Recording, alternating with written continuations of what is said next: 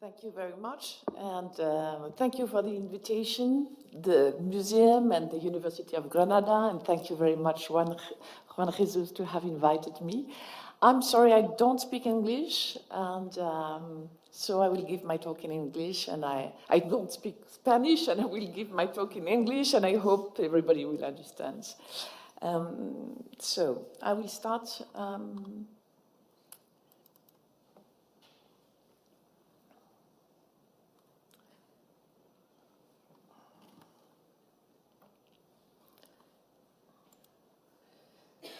Okay, and here. Okay. Will you keep up the light on? Hay un problema, ¿no? Porque si se apaga la luz, ¿no se graba bien? No, pero puede bajar un poquito el... Ahora se ve bien, ¿eh? Okay, so I will start. So in this talk, I will focus on ceramic diffusions, diffusions of techniques, and I will show you how, in fact, it will be possible to reveal past social dynamics by reference to present-day data, to ethnoarchaeological regularities. But before, I will start with an archaeological case so that we can see clearly the kind of questions we can raise, and especially concerning the adoption of the potter's wheel. And the archaeological case study concerns the site whose name is Tel Arqa. This is a site which is located in the north of Lebanon, and which has a continuous occupation from the early 3rd millennium BC until the mid of 2nd millennium BC. And so there is this continuous occupation, and with a very fine stratigraphy enabling us to have a very good periodization. As far as the ceramic assemblages, they show very significant morphological and stylistic changes for each period, which is quite interesting because it shows well the evolution of the site in terms of evolution of consumers' demand, and consumers' demand in relationship with economic change, and so different demands in terms of types of pots. What is interesting is that if typology, classical typologies, so enable the archaeologists to date well each strata, on the other side, when we look at the technology, we do have exactly the same way of doing pots throughout the whole 3rd millennium, which means that we have the transmission of the same way of making pots for 1 millennium, and so this suggests, transmission within the same social group. Now, even though we do have the same chaîne opératoire for the whole 3rd millennium BC, we have a major change, which is the appearance of the potter's wheel, the use of the rotary kinetic energy from the first part of the 3rd millennium BC.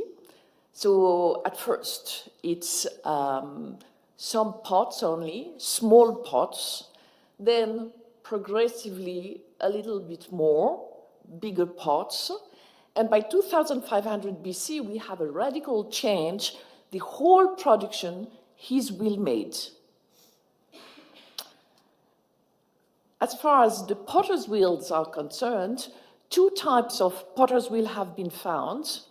One type, which is very well known, it's the Palestinian type tournette. It's used in the southern Levant since the 5th millennium BC, and it's made up of two wheels, in basalt.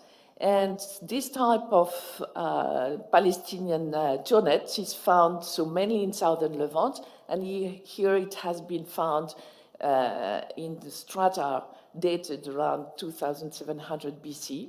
And the other type of turnet which has been found, not in situ, is called Mesopotamian, well, this is a type of Mesopotamian turnet.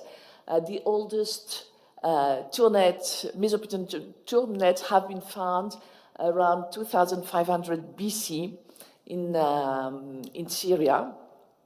And as you can see, it's made up of 3 elements. In fact, we have 2 elements which are rotating, and then you have a clay, big clay wheel, which is put on the top, and it enables the wheel to rotate up to 120 rounds per minute, whereas the Palestinian turnet enables the potter to to have it turn around 80 rounds per minute. So now, what are the questions that we have? First is how to explain the adoption of the turnet and the related wheel coiling technique. This means, how did it occur? What does it suppose in terms of relationship between the northern Levant and the southern Levant, or the northern Levant and Mesopotamia? And the second question is, how to explain then the rapid diffusion of the wheel coiling technique in the region? Because indeed, when we see the adoption, the general adoption of the wheel technique by 2500 BC in Tel Arqa, exactly by the same times in the whole region, we will have the adoption of the wheel coiling technique. So in order to answer these questions now, I propose to shift to ethnoarchaeological regularities and to see how they will help us to enrich our interpretation. But before, I would like to recall exactly how we proceed when we interpret archaeological data. And this has been extremely well theorized by Alain Gallet in his book 2011, who recalls that we do have archaeological facts, and when we want to interpret them, whatever the interpretation, we will always have a reasoning by analogy, and an analogy where we call up regularities. And in our case, to answer the questions I raised, we do need anthropological regularities, and in particular, conditions, regularities on the conditions for the adoption and the diffusion of new techniques. Now, we all know that analogy can be a big problem, and so what is important in this case is to work in the present day on the mechanisms explaining the regularities, meaning what is happening at the individual level, which will generate a regularity that we find as a macroscopic pattern. And what is important is that in no case the mechanisms can be transferred, of course, onto archaeological facts. It's only explaining regularities, and if we want to use them, and in archaeology, we use only the regularities, never the mechanism. So what are the regularities that we can use to understand this adoption and diffusion of the potter's wheel in Lebanon, but of course, everywhere else also in the world? We have a first regularity, which is that usually there is no adoption of technical traits when you have regular interactions between social groups using different technological tradition. It can sound a little bit counterintuitive, but it has been observed in many different countries where you do have two social groups close geographically, making pots, different kind of pots with different traditions, interacting regularly. In this case, there will be no transfer of technical traits. And this has been explained in terms, well, by working at the individual level, it's that when you do have strong polarizing features, meaning, for example, not the same ethnic group and not the same technical traditions, in this case, it creates sharp disagreement between groups, promoting then differentiation and affiliation. Differentiation, I'm not from this group, so I'm not going to make like them. And affiliation, I'm from this group, so I'm going to make like them. And what is very interesting is that this problem of polarization and differentiation has been also simulated by sociologists, which have obtained exactly the same results that we did obtain by empirical data. The second sociological regularity that we're now going to delve in is that it has been highlighted by sociologists, and in particular by Granovetter in a seminal paper in 1973, it's that, in fact, adoption of cultural traits are mainly achieved through weak ties. What are weak ties? They are infrequent contacts between people or distant contact between people. And the sociology have shown that, in fact, without weak ties, you will have no introduction of new traits within closely knit social group. Because in this case, either you have polarization, as we just saw, or as a general statement, no information coming from distant parts of the social system. Now, as Granovetter said later, the point it's not a question of number of weak ties. It's also the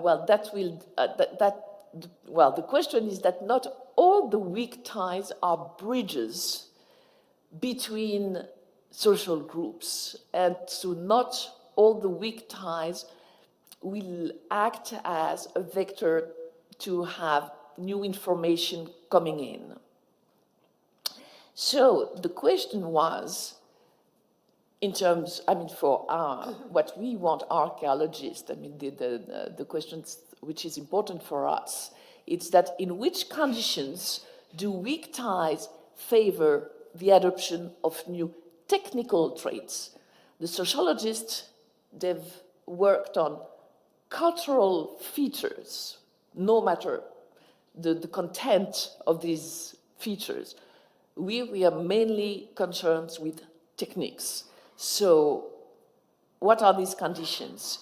And what is the role of the individual, in generating, the positive aspect of weak ties for potters to borrow a new technique? And of course, what we are looking for by answering these questions, it's an explanation for the adoption of the potter's wheel at Terarca, but as I said, also in other countries. So we first started with empirical data and with three, what I will call narratives about this borrowing of new techniques. First one has been observed in India. This is in the region of Jodhpur in Rajasthan. Over there, since a very long time, they were firing their pots in open firing. Until 1987, big crisis, big drought, no work. And so a few potters left Jodhpur and went to Ahmedabad, which is a city 400 kilometers around from Ahmedabad. And they worked, in particular, this potter, Bike Khan, he's a Muslim potter. He went to Ahmedabad, he worked in a Hindu workshop. Over there, they were using a kiln. When he came back, he decided to build a kiln. And from this moment, then the kiln diffused in the Jodhpur area. And what is important to know is that some potters went to Ahmedabad, but when they came back, they didn't do much. The only one who, when he came back, built a kiln was Bike Khan. And Bike Khan is acknowledged as a prominent potter, somebody having a great skill and having a big success in his craft. Then we have a second case, Ecuador. Ecuador, we have this village where for a very long time they were using also only open firing.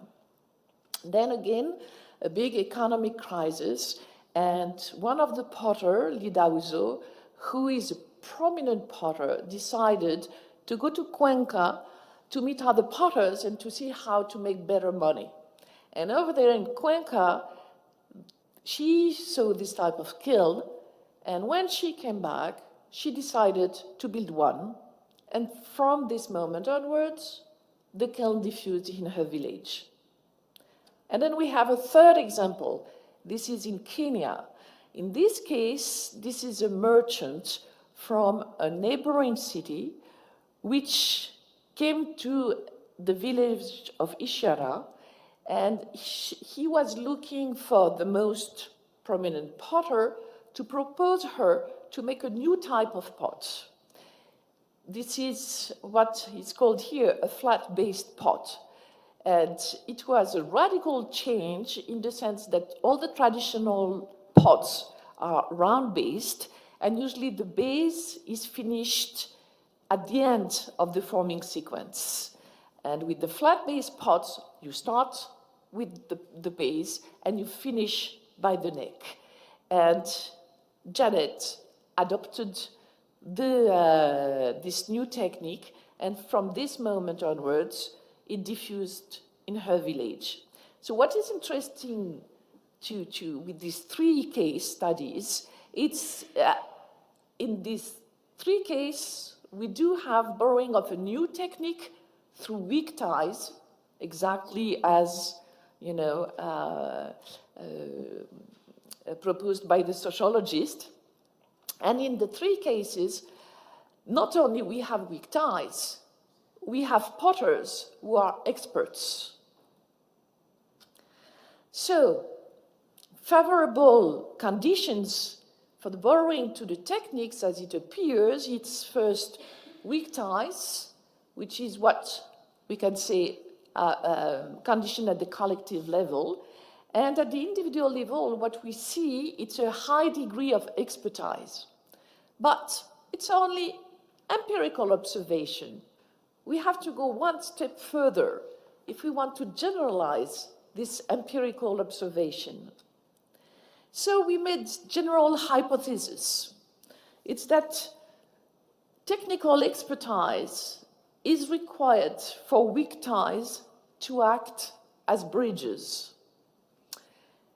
And second hypothesis is that if expertise is determinant in the technical borrowing process, then the potters who initiated changes in their community should have a higher level of expertise compared with late adopters and non-borrowers.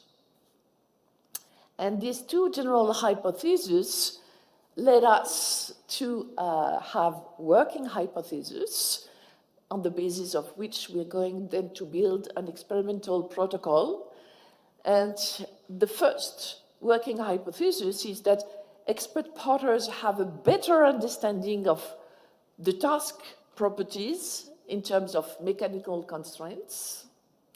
And if they have this better understanding, it means that they will be able to see the advantages of a new technique, and then they will be able to borrow it. And the second working hypothesis is that expert potters are better able to adapt her production to new and more challenging shapes. This working hypothesis is based on studies led in experimental psychology which measure the degree of expertise in terms of ability to transfer skills to new situations. This is something which is classic. And this ability can be taken as a proxy for measuring cognitive abilities. And this has been demonstrated by previous studies, in particular with studies in stone knapping, that the better you are in motor skills for achieving an object, the better the cognitive capacities to understand the mechanical properties of a task. So, on the basis of this working hypothesis, we decided to conduct experiments in the field where we did have this adoption of new techniques. And we took India, the field in the Jodhpur area, as a test population, because over there, the kiln took 20 years to diffuse, and with different rhythm of adoption of the kiln in the villages. So we had enough villages, where we did have an early adopter and a late adopter or a non-adopter. So the participants that you can see here in the table, we do have 7 early adopters, and we have, in fact, 7 late adopters and 2 non-adopters, meaning still, firing the pot in the open, but we lump them for convenient results in the same big late adopter group. Before I go on, all these people, they throw pots on the wheel. They use the same type of flywheel, and they all make the same type of jars, because over there the production has changed considerably, and the only product which is still in demand is water jar. So they're all making the same product, water jars. So in order to build our protocol, we started with the assumption that the higher the level of expertise, the greater the capacities of flexibility and adaptation, as we saw this based on previous experimental psychological studies, and therefore the better the results in producing new difficult shapes, and the less variable the new products and the latest forming sequences. So we based our experiment on a comparison of throwing usual shape and new shapes of increasing difficulties. The traditional shape, you can see it here, this is in black, and then we have these new shapes, 23 and 19, whose progressive difficulties have been measured with the Van Mises index, which gives a value of the mechanical stress by calculating the risk of collapse of the pot. And and now the protocol itself. So we asked each potter to take 30 kilo of local dry clay.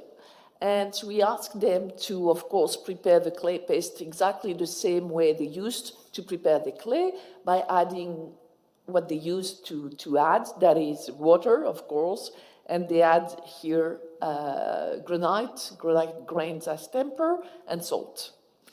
Then, with the clay paste, we asked them to make 18 lumps of clay of the same volume.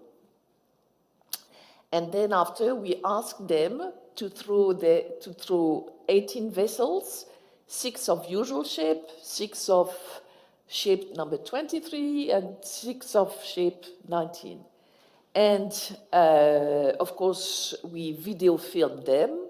And as you can see, while they were throwing the pots, they always had a model of the new shapes that they had to throw on the wheel.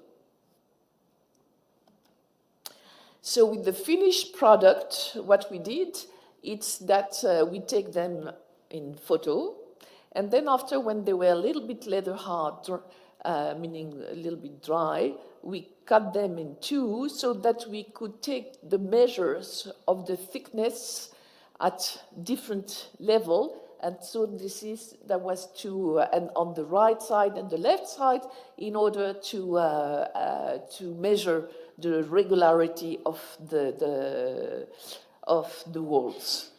And as you can see, even before I give you any results, as you can see here on the slide, you have production of an early adopter and a production of a non-adopter. And just visually, you can see that we could have very different results in the shapes, they were making. So, in order now to assess, I remember the questions, we have to measure the expertise of this potter and to see if the early adopters have higher skills than the late adopter potters. So we had we first conducted an analysis of the finished products and basically the pot geometry. So we analyzed the dimensions, external, classic dimension, absolute and relative dimensions, and as we saw, the thicknesses of the walls to assess the regularity of the throwing process, and also we analyzed the shapes of the experimental pots in terms of distance to the model and linearity of the segments, in the sense that in the model, the walls are extremely linear, whereas in the usual shape, you do have round walls. And it was important to see if they were able to adapt to this linearity. And then we analyzed the throwing process itself, and we analyzed first the course of action, the succession of operations that the potters were achieving, and the dynamics of the vessel forming, meaning the different shapes it was going through before reaching the final shape. So first, the differences observed with the finished products. So we got better results for early adopters. As you can see on this is on my right, we have more regular walls with early adopters than with late adopters. The three means that this is the usual shape and then the two experimental shapes, the 3 bars. Then in terms of linearity, we do have a better linearity of the profiles by the early adopters, and the same way, less distance to the model by the early adopters. And does it show when I do this? Yes, it shows. So here, you can see here in red, you have the early adopters, which shows well, on this form, which is number 23, that we get much better results than with the late adopters. Here you have the distance to the model. Here you have the linearity of the walls. Now, in terms of the throwing process, here we get also better results by the early adopters. First, with the shorter duration of thinning, which is the first and the main sequence when you throw a pot on the wheel. More efficient strategy, and you will understand here on this graph. Here you have the early adopters. You can see from here right away, very rapidly, and you can see here he gets, the right shape. Here on the late adopters, you see that the graph, is not at all, let's say the sequence is not very efficient. And you can see here, what he does, in fact, he follows the strategy that he uses to follow when he makes usual shapes. He hasn't adapted the strategy to the new shape. And you can see here in yellow, he goes first up. Why? Because in the usual shape, first the neck is made, and only after the body. So he goes up, and then after he has to low down, in order to adapt the right shape. Whereas here, he doesn't make the neck first, as, he uses to do. He right away work on the body. Here, what you have, it's the sequence for 3 pots, which is described. And so each bar represents an action. And we compared the sequences within each potter and between potters with an index which is called Levenstein index, and which enables to compare such a variability of sequence. And so it happens, the index shows a very good differences between early and late adopters. So, main result is that the early adopters are individuals with a high level of expertise, and which means a high level of expertise, then it means an understanding of the properties and advantages of the new techniques. I recall that we have this these studies which shows this very good correlation between motor skill and cognitive abilities. So, if we put it in terms of regularity that we archaeologists, we are interested in, we come to the following one. It's that when you combine weak ties, that is, contacts living far away from social boundaries, with expertise, then you are in favorable conditions for the potential adoption of new techniques. And why? Because in this case, experts understand the properties of the task beyond their cultural representation. Cultural representations are, in fact, a very strong factor in the disfavor of borrowing new techniques. Now, when I say potential adoption of new techniques, it's because here expertise is necessary, but is not sufficient. We came across experts who didn't borrow the kiln. One example out of 20, but it did happen. So it's a necessary condition, but not sufficient. So let's go back very briefly to our archaeological case. And let's see how this regularity can help us to have a better, let's say, a richer story about what happened in the 3rd millennium BC. At the time of the use of this Palestinian tournet by the Tel Arqa people, there were relationship with the southern Levant, but very, shown by a few vessels that we had found on the sites coming from the southern Levant. But this is it. It was not strong relationship. Same thing with the Mesopotamian tournet and the existence of relationship by the second part of the 3rd millennium BC. There were relationships that we know of through the import of some Mesopotamian vessels, but nothing more than this. So we do have adoption of tournet from distant places. We do know that usually we have adoption and expertise. When we have expertise and expertise, then we have a potential adoption of new techniques, which means that we do have now an explanation for the borrowing of these Palestinian and Mesopotamian tournet at 2 different times, of course, of 2 different periods.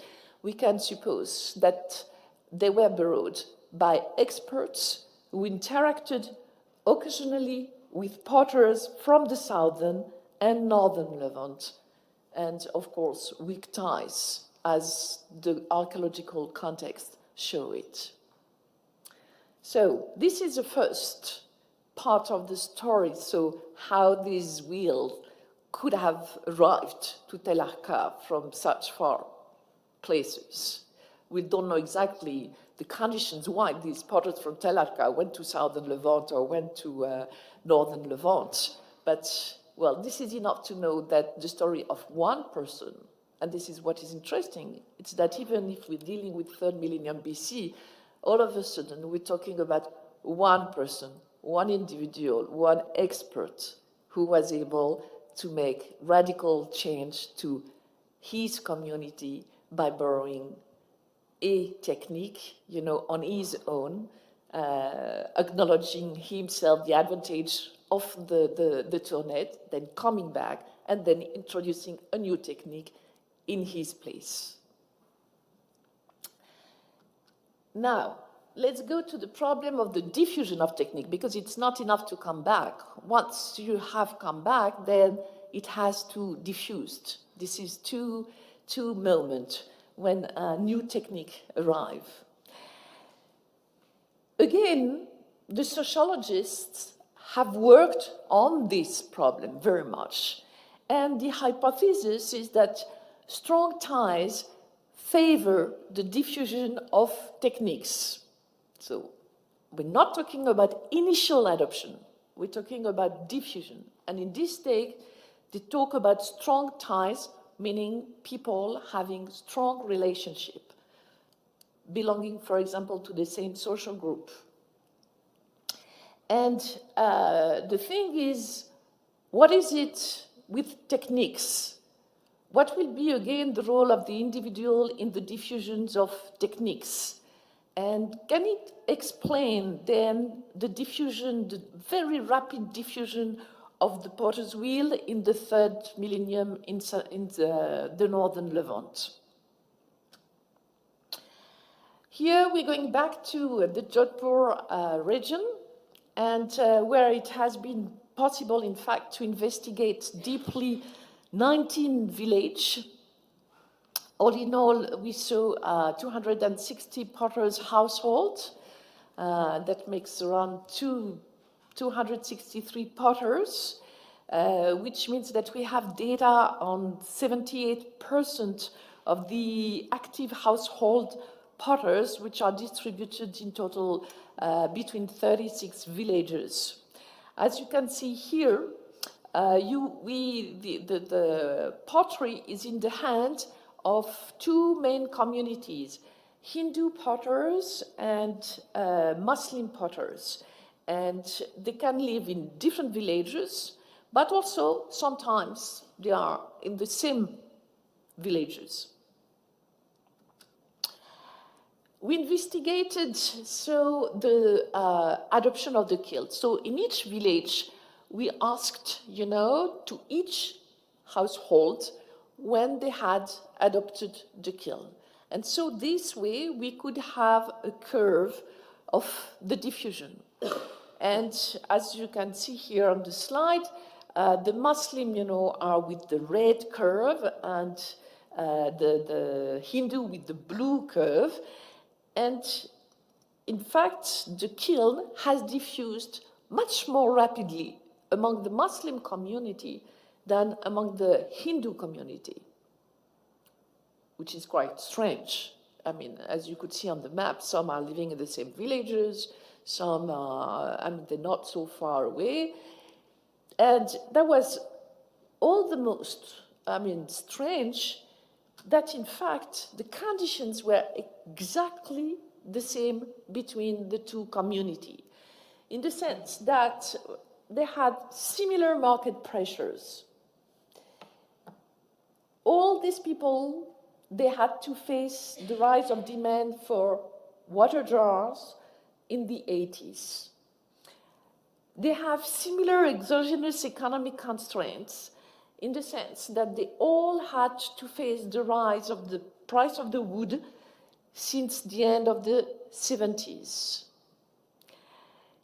The kiln is equally economically advantageous for all of them, in the sense that compared to the open firing, the kiln uses, you can use wooden dust, and which is much cheaper than the wood that you use when you are in open firing. When we asked them, to all these Hindu and Muslim potters, why do you why did you take the kiln? Why did you adopt the kiln? They all had a similar answer. Well, the kiln, for example, reduces the working time, because when you are by the kiln, it's only 4 hours. When you are by the open firing, it's you have to stay longer by the open firing. Moreover, when you have the open firing, before you have to collect the wood, and this is a long process. You have to go, you have to cut it, and you have to dry it, and all this takes a lot of time. And strong similarity in individual level attributes, in the sense we had this questionnaire where we asked the questions to potters to try to assess if there was this kind of person, able to change or not. And they have the self-reported propensity to change, to imitate others, to give priority to market strategies, and so on. So whereas the kiln presents obvious advantages in terms of firing times, only 4 hours against 12 hours, in terms of wooden cost, in terms of working time, still, within the Hindu community, they were very, very slow to adopt it, and faster among Muslim community. So in order to understand exactly this puzzling situation, we started to reconstitute the network of diffusion, meaning who borrowed first, how did it go to another house, how did it go to another village, how slowly, there was this network of diffusion. And then we compared the network of diffusions among the Muslim and the network of diffusions, among the Hindu. And first, what you can see on these graphs, it's that indeed in both cases we do have weak ties for the introduction of the kiln. For the Hindu didn't borrow it from the Muslim who were neighbors. of course, we have this polarization phenomena, mechanism, as I said at the first, at the beginning, in this case, Muslim living Hindu next to Muslim, they would have never borrowed the kiln from them. They went to borrow it, but from very far. And under completely different circumstances that the Muslim borrowed the kiln. And so first thing, so these weak ties in both communities. And then after the big difference, it's that there is more and stronger brokers among Muslim. Brokers meaning these people connecting people with each other. We have more among Muslim. We have longer diffusion chains among Muslim. That is that one person has borrowed it from somebody, and then from, one person can diffuse it to one person which is next to him, and then next to the one who adopted from him, and so on. And larger diffusion bridges among Muslim. What does it mean? It's that the number of exposures of a potter to the kiln, is bigger among Muslims than among Hindu. And at the end, so we do have all the signs of faster and more efficient circulation of information and advices among Muslims. But why is it that among Muslims you have more facilitators of diffusion, let's put it like this, that among the Hindu? Potential underlying causes. Well, the Muslim. In fact, when we did all the genealogy of the potters in each village you have one common ancestor, and the marriage rule, it's endogamous, meaning you marry only within your community, and moreover with this rule which is cross-cousin marriages. So you can imagine that all these villages are socially extremely related to each other. They are all from the same ancestor within one village, and plus the next village, it's cousins. So very dense inter-village family links within the Muslim community. Hindu community, they are also, this is a caste. When you born a potter and you belong to the caste of potter. And then you have subcaste, the Maru, the Porubia, the Banda in the region of Jodhpur. And within each subcaste, you have this endogamous rule. But the subcaste is organized in clan, which is called here Gotra. And you do have exogamy within each clan, which makes the situation a little bit complicated in the sense that to get married, you will have sometimes to go very far away to find your spouse. And you marry your spouse quite far away, and after, you're not going necessarily to have close relationship with the family of the spouse, of the married woman.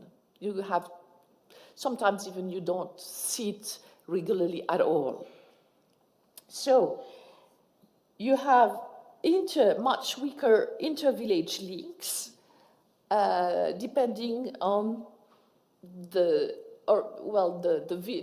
distance of the village where your spouse comes from.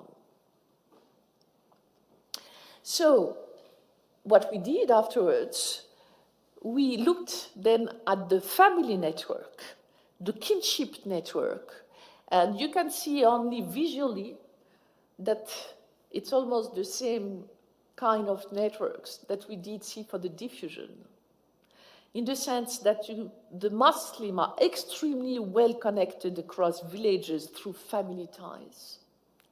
Whereas it's not at all the same case for the Hindu, which means that you'll have a much larger structural opportunities for helping and advising. And in fact, the differences between the diffusion network and the kinship network has been measured, and it almost overlaps for both communities, and especially well for the Muslim communities. In order then to go one step further, to know if geographical proximity was not really also interfering with these social relationship that we just talked about, a model, simulating model has been done. And I'm going just to explain to you to this model. It's quite simple. In fact, you see all, okay, fine. You see all these little square.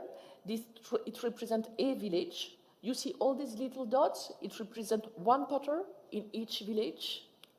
Okay, here the simulation has been on geographical distance. What does it mean? Each village has a vector of geographical distance to each other village. Then the model invokes each adopter.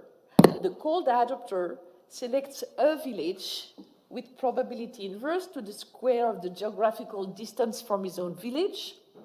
Then within the selected village, the called adopter randomly selects a non-adopter with turn to adopter. Here, the only difference is that we will have, each potter has a vector of relational distance, number of ties on the kinship network to each other potter. Again, each adopter is going to be invoked. Then the called adopter selects a potter with probability inverse to the square of the kinship relational distance from him. Looks a little bit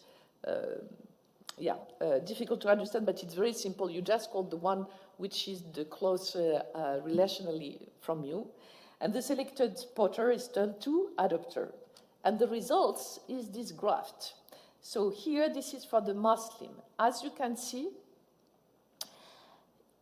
here you have the space-based mechanism. Here you have, the relational distance. This is in yellow, in orange, okay. And in red, the empirical data. And you can see that the relational distance almost overlaps the empirical data.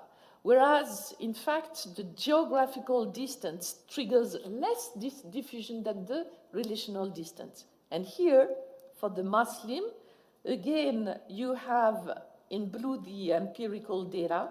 Look at the relational distance curve.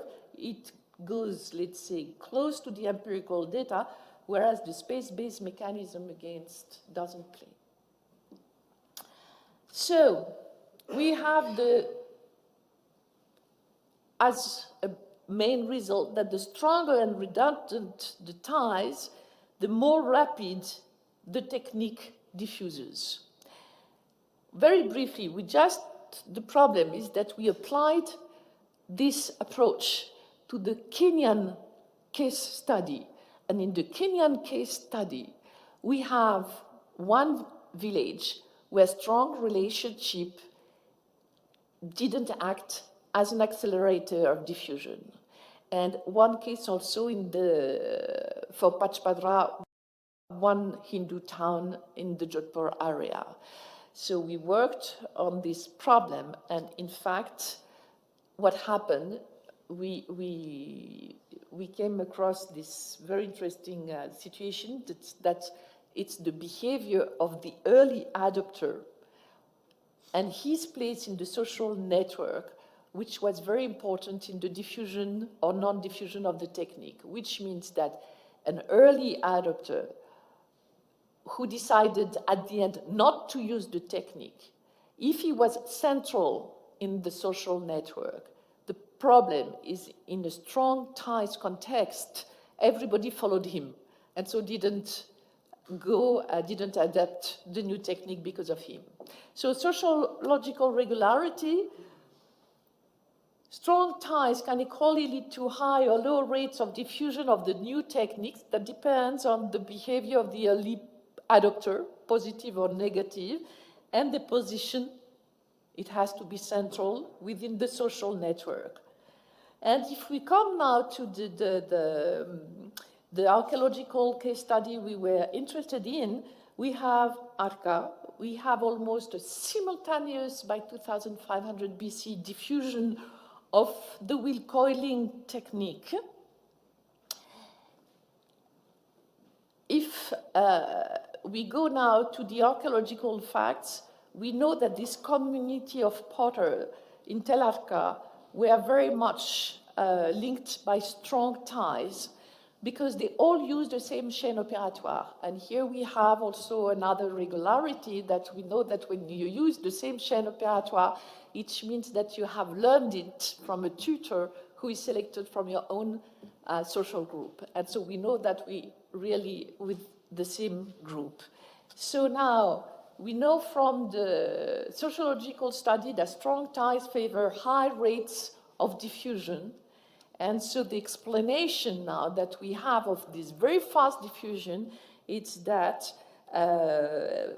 because of these strong ties, we did have the necessary, let's say, accelerator for a very rapid diffusion of the wheel in this northern Levant.